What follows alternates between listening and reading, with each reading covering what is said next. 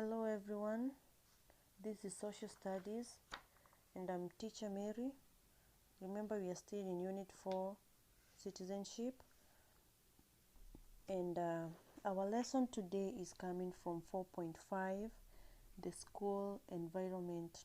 We are going to learn 3 things about different parts in the school environment, ways in which school environment is used, and we're going to be able to describe the correct ways to treat the school environment. The primary environment, we are going to be looking at a plan of a primary environment. A plan of primary school shows the different parts of the school environment. The land covered by the school has been used in different ways to provide for some of the various needs of the people who use the school. Look at this one here. It is a plan of a primary school where students go to learn, and if you look closely you'll be able to see some classes. There are some courtyards, there are some playgrounds, there are some gardens, and these places should be used properly because they become, or they are, termed as public spaces. Remember what we said about public spaces in our previous lesson, that they should be taken care of. A playground, the courtyard, and the garden are like public spaces within the school. Therefore, make sure that whenever you are using them, you use them properly. They should be attractive spaces that students enjoy being there. They should be kept clean, they should be kept beautiful, and so on. Some students like white spaces, while others enjoy running around and being very active. Let's go on and look things about inside the school. What do you expect to find inside the school? The floor plan of a part of a primary school shows the space inside the school. Some of these are public spaces where people meet and gather together. Other places are private spaces and people cannot simply walk into them or through them. Some of these spaces have special purpose, like the principal's office.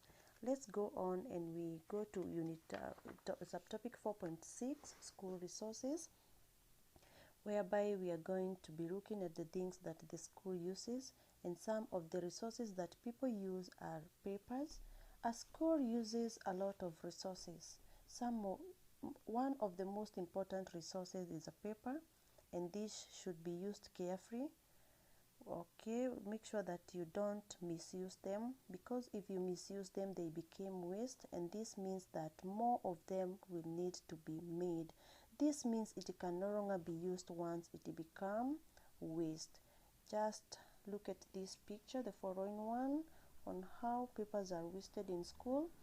Careless use of papers might mean that it is torn or crumpled.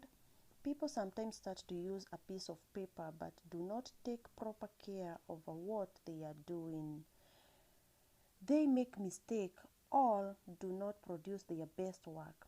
This can mean that the paper is wasted and a new piece has to be used. Don't misuse the papers when you're in school. Some pieces of paper are used once and then they are no longer needed. For example, the files.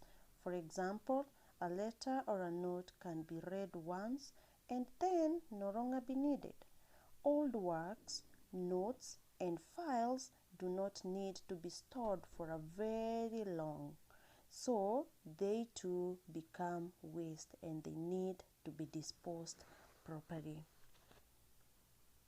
It is important to drink a certain amount of water during the day. Therefore, a reusable bottle can be used over and over again. Don't use disposable because they are going to create a lot of trash, and it becomes very difficult to dispose them. Water can be brought into school in disposable bottles or in reusable bottle. A disposable bottle is designed to be thrown away once it has been used. Look at this one. These are disposable plastic water bottles. they create a lot of waste. Make sure that whenever you're coming to school, you use a reusable bottle so that you can reduce the waste that are being disposed. Let's look at energy used in school. The buildings in a school need to be kept at a comfortable temperature, whereby we have to fix ACs. Lights may need to be left on in some rooms and corridors. So just look at that class. It is well lighted because children or kids need lights. Meals are cooked and prepared in a school kitchen. All of this uses energy. So there is a lot of ways how we use energy in school. Recycling. What do we mean by recycling? This is whereby something is used again, or it is done in a way that it can be used again. Something like papers, plastic, and metals can be recycled. This stops them from going into landfills. There comes to the end of the lesson. Thank you very much, and have a nice and a lovely stay as you continue keeping yourself safe.